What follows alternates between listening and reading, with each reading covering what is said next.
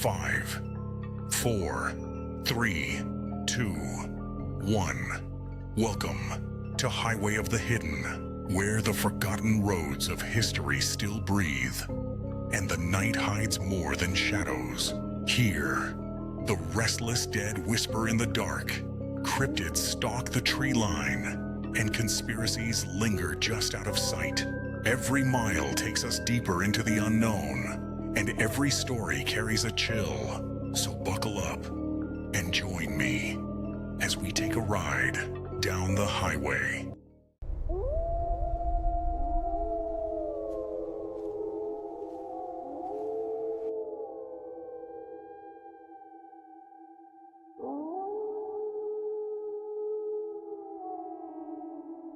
Hello, everyone.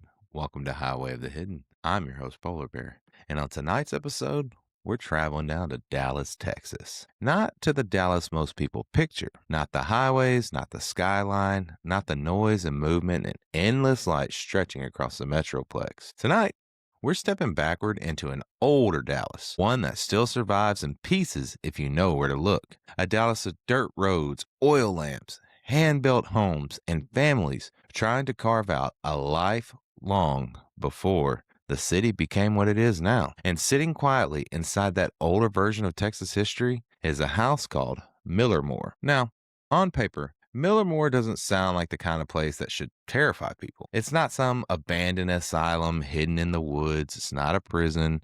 It's not a battlefield soaked in violence. It's a preserved family home sitting inside Dallas Heritage Village, carefully maintained, historically protected, and visited by tourists, volunteers, school groups, and tour guides year after year. But that's the part of what makes the stories surrounding this place so unsettling, because the people who walk through Millermore don't usually describe overwhelming fear at first. They describe something quieter than that, something harder to explain, if you would. They talk about feeling watched upstairs even when they know they're alone.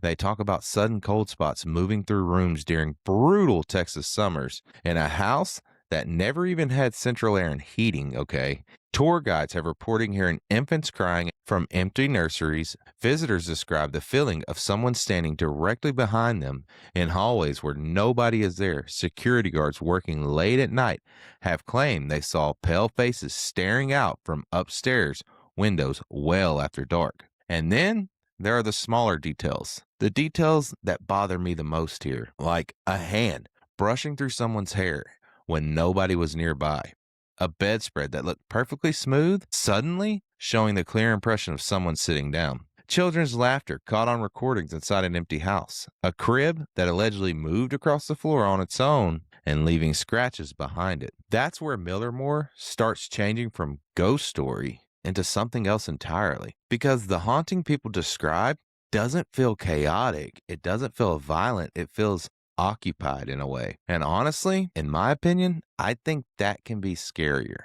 There's something deeply uncomfortable about walking into a historic house and getting the overwhelming sense that the people connected to it never emotionally left. Like the routines of that family are still replaying somewhere inside those walls. Like the house itself remembers them, but no one else really does. And tonight, we're going to dig into the history of the Miller family, the construction of this massive Greek revival home in mid-1800s, the deaths connected to the property, and the experiences that have turned Millermore into one of the most quietly haunted locations in North Texas. We're going to talk about the nursery, the master bedroom, the woman many believe still walks the hallway upstairs, the crying heard in the middle of the night, the guards who refuse to patrol certain sections of the house alone after dark, and the strange feeling reported by visitor after visitor that the Millermore isn't trying to scare people away, it's simply continuing to live its life as if the family has never left. And the more I dug into this place, the more one idea kept sticking with me, is that some haunted locations feel dead, but the Millermore, it doesn't. It feels very, very much alive, more of like a residual haunting. And late at night, when the crowds are gone and the old house settles into silence, there are people who swear you can still feel someone standing upstairs just beyond the nursery doorway, waiting for the sound of footsteps to return. Like any local legend, the Millermore Before it became a ghost story, it was a promise. A promise that a family was planting roots in Texas for good. And when you really start digging into the history of this house, okay, the Millermore was never built as some temporary frontier cabin. It wasn't thrown together quickly just to survive a rough condition for a few years. This house was built to last, built slowly, carefully, intentionally. The kind of place somebody creates when they fully expect generations of their bloodline to live and die inside those walls. Construction on Millermore reportedly began around 1855 when Dallas itself was still young and rough around the edges. And that's easy to forget now because modern Dallas feels enormous. There's steel, concrete, traffic, lights were everywhere. But in the mid 1800s, Dallas was still developing into what would eventually become the big city it is now. There were stretches of open land, wagon trails, farms, scattered businesses, and homes that existed more as survival tools than symbols of permanence. But the Miller family wanted permanence. The home is tied to William Brown Miller and his family, including Minerva Miller, whose name would eventually become deeply connected to the hauntings people claim to still happen there today. The house itself was designed in the Greek Revival style, which immediately made it stand out from many other homes in the region at the time. Even now, when people look at Millermore, there's something imposing about it. Tall white columns, large windows, heavy symmetry. It doesn't look fragile, it looks dignified, controlled, like a place where appearances mattered. And honestly, that kind of architecture changes the emotional feeling inside a house. Older frontier cabins feel cramped and defensive. Millermore, well, it feels open, formal, personal. The upstairs rooms, especially, carry this strange stillness to them that people mention over and over again, even during daytime hours. Visitors describe the feeling that the house is somehow observing them right back. But long before ghost stories started attaching themselves to the property, Millermore represented success. It reportedly took years to complete. And finally being finished around 1862, think about that timing for a second. America was tearing itself apart during the Civil War, while this massive family home stood in Texas like a symbol of stability in the middle of uncertainty. And over the decades that followed, generations of the Miller family continued living there as Dallas transformed around them. And we all know houses start to absorb routine. And I know that sounds strange, but think about it. Every family home develops patterns over time. People wake up in the same bedrooms for decades. They walk the same hallways, sit in the same chairs, open the same doors, rock children to sleep in the same rooms night after night after night. Entire lives become mapped into the structure itself through repetition. And when you walk through preserved historic homes, sometimes you can almost feel that repetition lingering there. Not necessarily ghosts, but just presence, emotional residue, the sense that life happened intensely inside those walls for a very, very long time. Now imagine that happening for over 100 years, because the Miller family reportedly remained connected to the home until 1966. That's over a century of births, deaths, illnesses, arguments, celebrations, mourning, silence, and ordinary daily life, all happening inside the same structure. And honestly, I think that's part of why Millermore affects people the way it does. This isn't a place where one terrible massacre happened and suddenly ghosts appeared overnight. That's not the energy people describe here. The atmosphere surrounding Millermore feels layered, gradual, emotional, like the house became heavy slowly over time. And eventually, certain rooms inside the mansion began attracting attention more than others. The nursery, the upstairs hallway, the master bedroom, those rooms right there come up constantly in witness accounts. And once you start hearing these stories attached to them, you begin noticing the same themes repeating over and over again. Family, motherhood, children, watching, and then waiting. Even before hearing specific encounters, there's already something inherently unsettling about the old nurseries inside historic homes. Maybe it's because they freeze childhood in time, small beds, old cribs, faded toys, tiny clothing, rooms built around caring for children who are now long gone. There's something emotionally heavy about spaces like that, especially in houses connected to generations in one family. And according to the visitors and staff over the years, those upstairs rooms never really felt empty. People will describe sudden temperature drops despite the Texas heat outside, not a cool breeze, not air conditioning kicking on, just an isolated pocket of cold that seemed to move through specific sections of the upstairs floor. Guests have reported walking into the nursery and instantly feeling like they interrupted something. Others describe the overwhelming sensation of being watched from the doorway behind them. That feeling shows up constantly in paranormal encounters across the country. But what makes Millermore interesting is how consistent the reports are. Different people, different years, similar experiences. And then there's the woman many believe still remain inside the house, Minerva Miller. Over time, stories began spreading that visitors occasionally saw a female figure upstairs near the nursery or master bedroom, usually not clearly enough for detailed descriptions, more like a presence standing at the edge of visions, pale, motionless, watching quietly before disappearing, which honestly feels far creepier than something screaming or running downstairs because calm hauntings tend to feel more believable to people, like a sudden shadow in the corner of your eye, footsteps overheard when the house should be empty. The feeling that somebody just walked behind you, those are the kinds of experiences that stay with people because they sound close enough to reality that your brain struggles to dismiss them completely. And as years passed, Millermore's reputation quietly grew. Not loud like some haunted attraction trying to sell tickets, quietly. Through word of mouth, tour guides talking to each other at their closing times, staff members refusing to be alone upstairs after dark, visitors leaving tours unsettled without fully understanding why. Because the house doesn't hit people all at once. It builds slowly, filling in a room, a sound upstairs, a sudden silence, the sense that somebody else is standing just outside your line of sight. And eventually, people begin reporting something even stranger, the sounds of children. Not full conversations, not clear voices, just moments, brief laughter, small footsteps, crying heard from upstairs rooms that were completely empty when checked. At first, most people brush those stories off. Old houses make noise, wood shifts, pipes groan. Visitors let their imaginations run wild inside historical locations all the time. But then came the story that would permanently change the way many employees looked at the Millermore Mansion. If there is a heart to the haunting inside Millermore Mansion, most people believe it's upstairs. Not the downstairs parlors where guests would have gathered, not the formal dining areas meant for appearances and conversation. The activity people remembered most always seemed to drift back toward the private rooms of the house, the places connected to the family life when nobody else was watching. The nursery, the master bedroom, the upstairs hallway connecting them. And honestly, that layout alone creates a strange psychological effect when people tour the home. Even in broad daylight, the upstairs section of the Millermore reportedly feels quieter than the rest of the mansion, heavier, like sound doesn't move through it correctly. Visitors describe walking up the staircase and immediately feeling like they've entered a different emotional atmosphere entirely. That's one thing you'll notice about a lot of old historic homes in Texas. Heat changes the feeling of the buildings.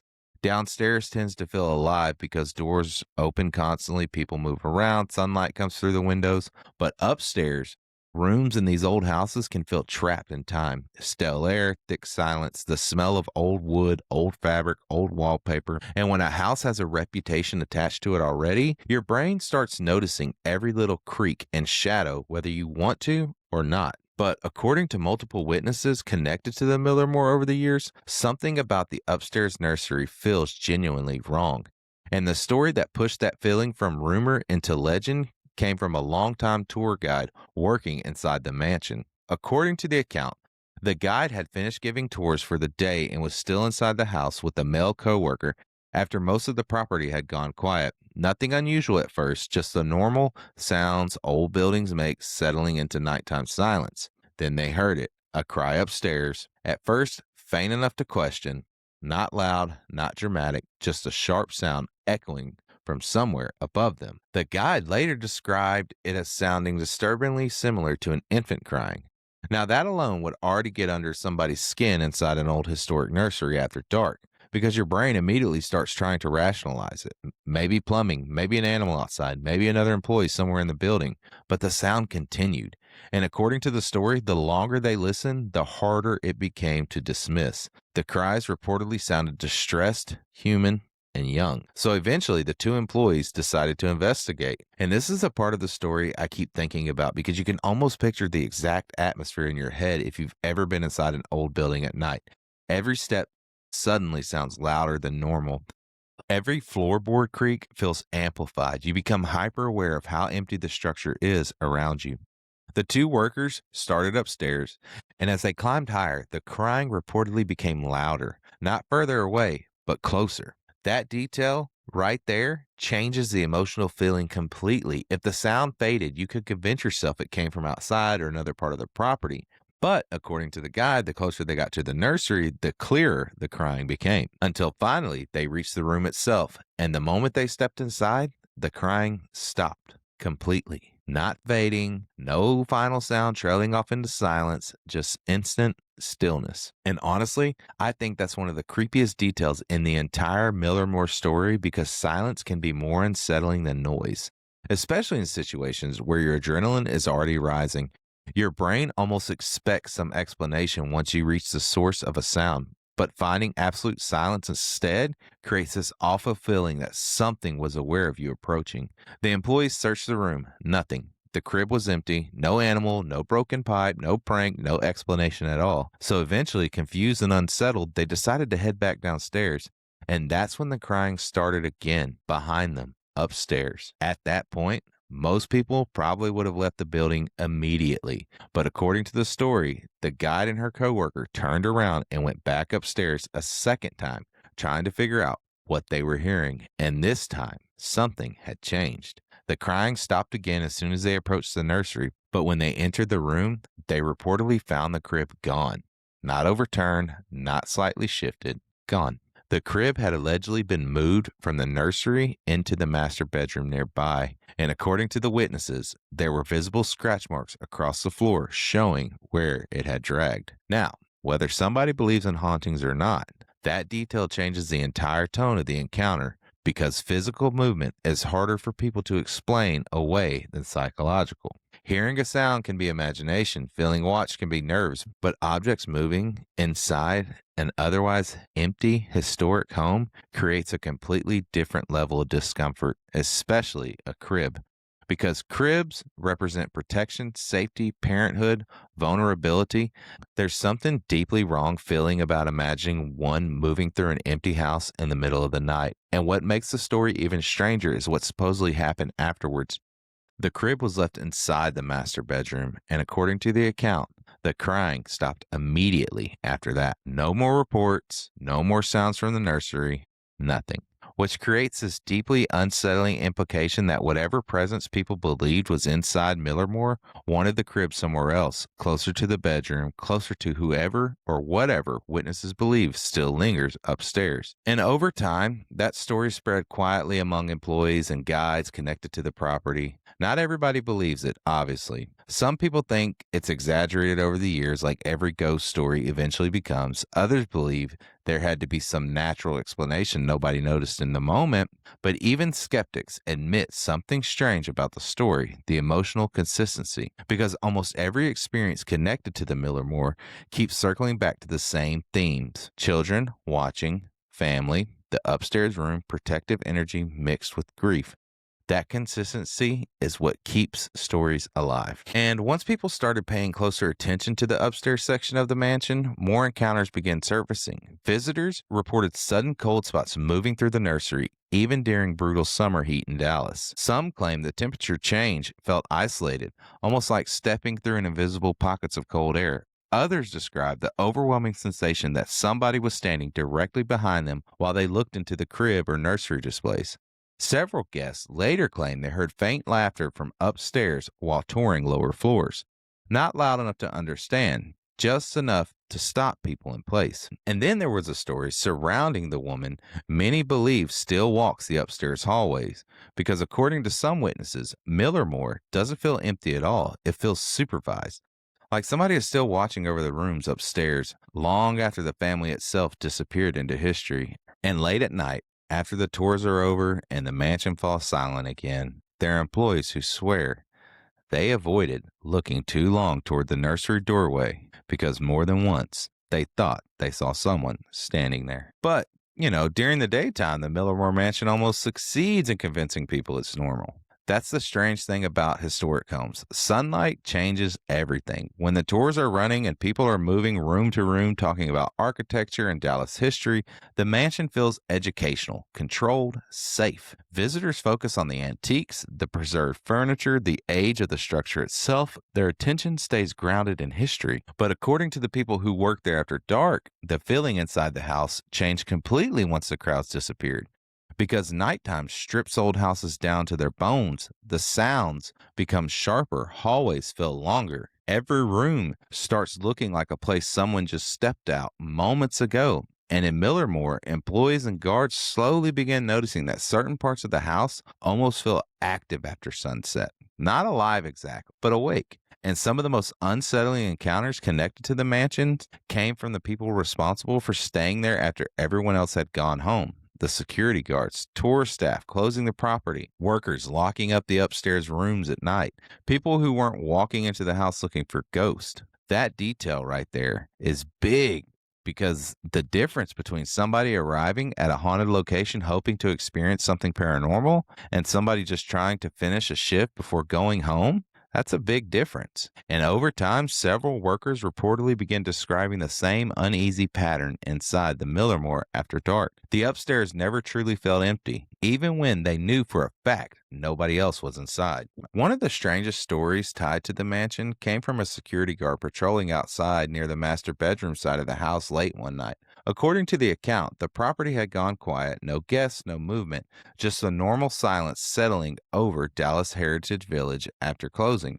Then he heard a loud impact, a hard thud against the house. At first, he thought maybe a branch had fallen or something had been thrown at the window, but when he walked toward the sound, he reportedly found a large black crow lying stunned on the grass beneath the upstairs window. Now, honestly, even without the paranormal angle, that's already an eerie image. An old mansion in near total darkness, a single crow lying motionless beneath an upstairs bedroom window. And before the guard could fully process what he was looking at, another impact slammed against the glass above him. And then another, more crows. According to the story, several birds suddenly collided with the same upstairs window, one after another. And right about here is where the encounter shifts from strange into deeply unsettling, because human beings are hardwired to react to animal behavior. Even when people who don't believe in ghosts tend to get uncomfortable when an animal starts acting wrong around a location. Dogs refusing to enter rooms,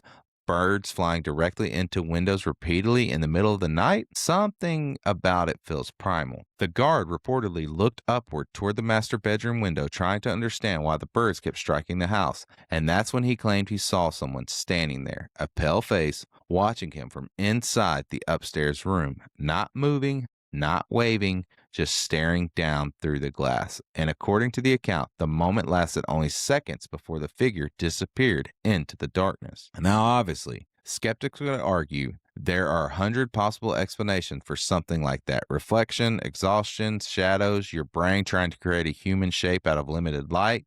But that's the thing about experiences like this. The person having them usually knows all that too, and yet the feeling still stays with them afterward. Because sometimes what terrifies people isn't what they saw, it's how real it felt in the moment. And after that encounter, stories surrounding the mansion reportedly became harder for employees to ignore, especially when different workers who've never spoke to each other directly started describing similar experiences in the same sections of the house. One of the reoccurring reports involved strange pale green lights appearing upstairs late at night. Guards described seeing what looked like glowing orbs drifting slowly between the nursery and the master bedroom before vanishing the moment somebody approached. Now, I know orb stories divide people hard. Some listeners immediately think paranormal, other people immediately think dust, reflection, bugs, camera glare, all that good stuff. And honestly, a lot of orb footage online is probably explainable. But what interests me here isn't whether glowing lights automatically equal ghosts, it's the consistency of location, the same room, the same hallways, the same emotional atmosphere surrounding the spaces over and over again, because that pattern keeps repeating at Millermore. Whatever people believe they experienced there always seems tied to the upstairs family areas of the home, not random corners of the mansions, not everywhere equally, specific rooms connected to intimacy, caretaking, motherhood, illness, and family life. And eventually started reporting their experiences too. The kind that sounds insignificant individually, but become harder to dismiss once enough people describe them. Footsteps crossing upstairs when the building was empty, doors found partially open after being shut early in the evening, the feeling of someone standing directly behind them while locking rooms for the night. One guide reportedly described walking through the upstairs section alone when she suddenly felt fingers brush slightly across the back of her hair, not grabbing, not violent, more like somebody passing close behind her in a narrow hallway. She turned immediately. Nobody was there. And honestly, that encounter bothers me more than the dramatic stories do because it felt personal. There's something uniquely unsettling about physical contact during paranormal experiences. Hearing sounds is one thing. Seeing shadows is another, but touch forces your brain into a completely different reaction. Your body instantly recognizes it as real before your logic has time to argue against it. And the deeper people went into researching Millermore's history, the more they began associating these experiences with the woman connected to the house, particularly Minerva and Emma Miller. Some paranormal investigators believe emotionally intense locations can somehow retain fragments of the people who spent the most time there. Not necessarily conscious spirits walking around making decisions, but emotional imprints repeating old routines over and over again. And honestly, if there's any place where that idea feels believable, it's somewhere like Millermore. Because this house wasn't just occupied briefly, it held generations, children raised upstairs, family members aging inside those rooms, people getting sick there, people dying there, entire lives compressed into one structure for over 100 years. Maybe that kind of emotional weight leaves marks behind. Or maybe old houses simply trigger something deep inside us because they remind us how temporary human beings really are. Either way, there are employees who still refuse to spend too much time upstairs alone after dark. And the strangest part? Most of them don't describe feeling threatened. That's what separates Millermore from a lot of haunting stories. The house doesn't feel violent, it feels inhabited. Like somebody is still carrying out routines there long after they should have ended. Checking the nursery, walking the hallway, watching visitors move through rooms that used to belong to them.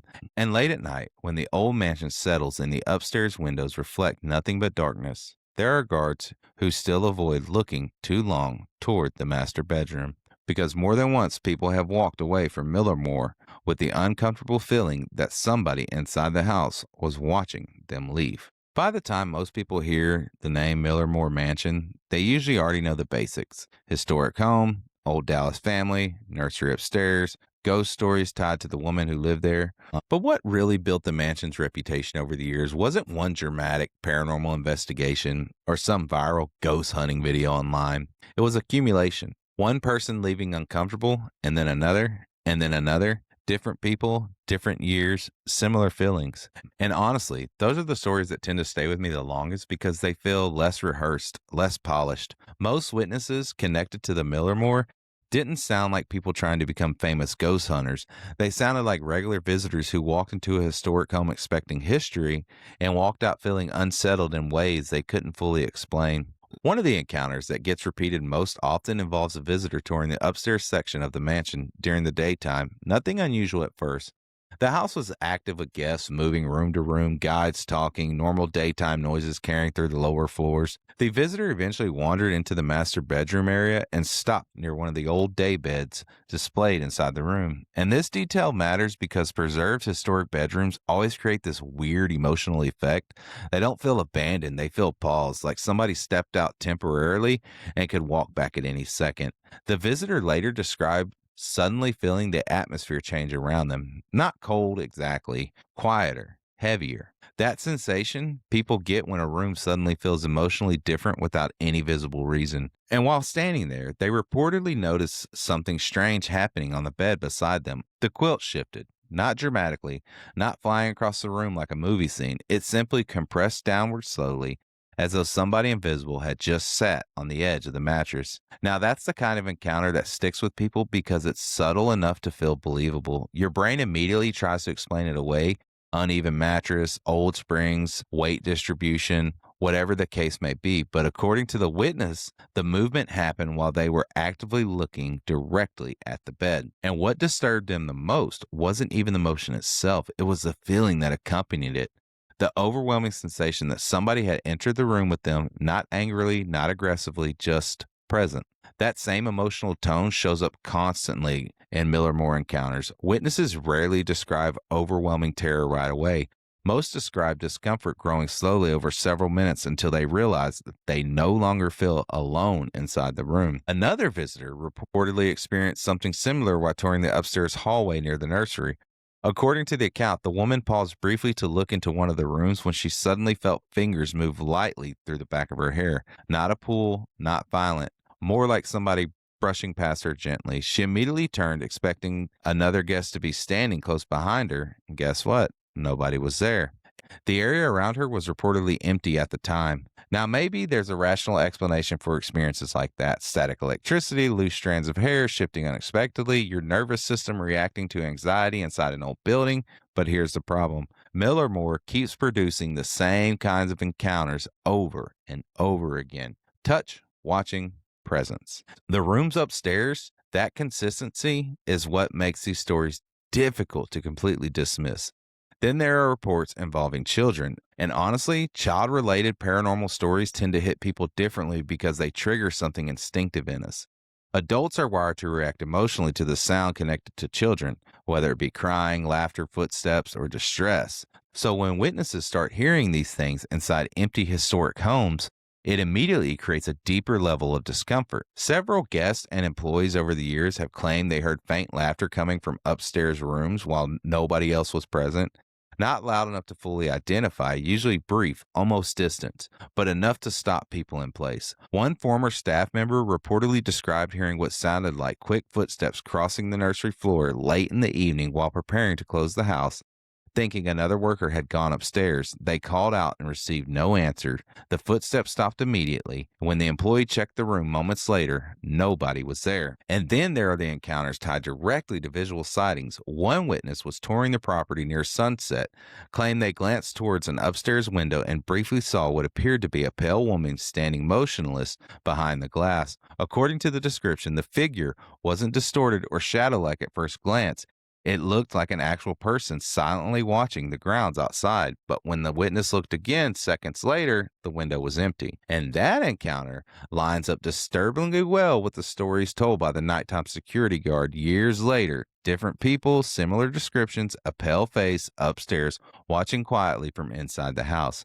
And maybe that's the detail that bothers me most about Millermore. It's the stillness. Most famous hauntings people hear about involve chaos, screaming apparitions, violent attacks, demonic growling, things designed to sound cinematic. Millermore, it isn't like that. The stories surrounding this house feel domestic, personal, quiet. Emotionally accepted that the family living there eventually ended. And honestly, once you start viewing the haunting through that lens, even the smaller encounters begin feeling heavier. The cold spots upstairs stop sounding random. The nursery stories become more unsettling. The moved crib feels symbolic instead of theatrical. Even the reports of people feeling watched start taking on different emotional tones because the house doesn't seem to push people away. It seems aware of them, like visitors are the intruders. And over time, some paranormal investigators who visited the property began developing their own theories about why Millermore feels so different from other haunted locations across Texas. Some believe the house contained what they called residual energy, emotional echoes repeating old routines connected to grief, motherhood, illness, and family life. Others believed the activity felt intelligent, aware, and capable of reacting to people entering certain rooms. But even among believers, there's one idea surfaced repeatedly.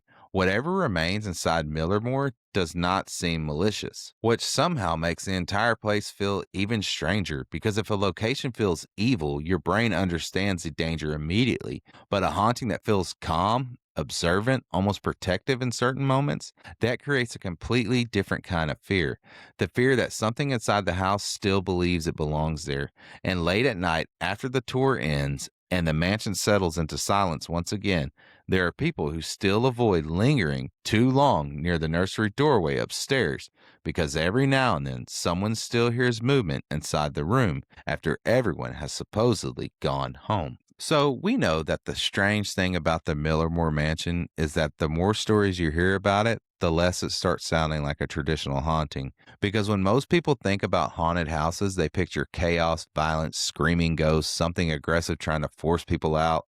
But that's not really the feeling surrounded Millermore. If anything, the stories connected to this house feel almost routine. And honestly, I think that's what makes it unsettling. The crying in the nursery, the footsteps upstairs, the woman standing quietly near the windows, the feeling of somebody brushing past you in the hallway. None of it feels theatrical. It feels lived in. Like the house itself never fully accepted that time moved on. And maybe that's because Millermore wasn't just a building, it was a family home for generations. People were born there, raised there, became sick there. They died there. Entire lives unfolded room by room inside that structure while Dallas grew from a rough young Texas settlement into one of the largest cities in America. And that's a lot of memory packed into one place. And whether somebody believes in ghosts or not, I think most people can understand the emotional weight that old homes sometimes carry, especially old homes tied to the same family for over 100 years. Eventually, those routines almost become part of the structure itself. The nursery upstairs, the master bedroom, the hallway connecting them. Maybe those rooms simply absorb too much grief, too much love, too much repetition over time. Or maybe some part of the people who lived there never really left at all. Because the stories surrounding Millermore all seem to point toward the same uncomfortable idea. Something inside the house still behaves like it belongs there. Not violent, not angrily, just quietly watching and waiting. Continuing old routines long after the family itself disappeared into history. And honestly, I think that's why the reports from visitors and staff hit people so hard. The encounters don't sound impossible. They sound close enough to reality that your brain struggles to fully dismiss them. A sound upstairs, a cold room in the middle of summer, a movement in the corner of your eye, the feeling that somebody is standing directly behind you when nobody should be there. Those are the kind of experiences that stay with people because they feel personal. And maybe that's the real power of places like Millermore. Not proving ghosts exist, not convincing skeptics, but reminding us how thin the line can sometimes feel between memory and presence. Because every home holds echoes, and most of them are just silent.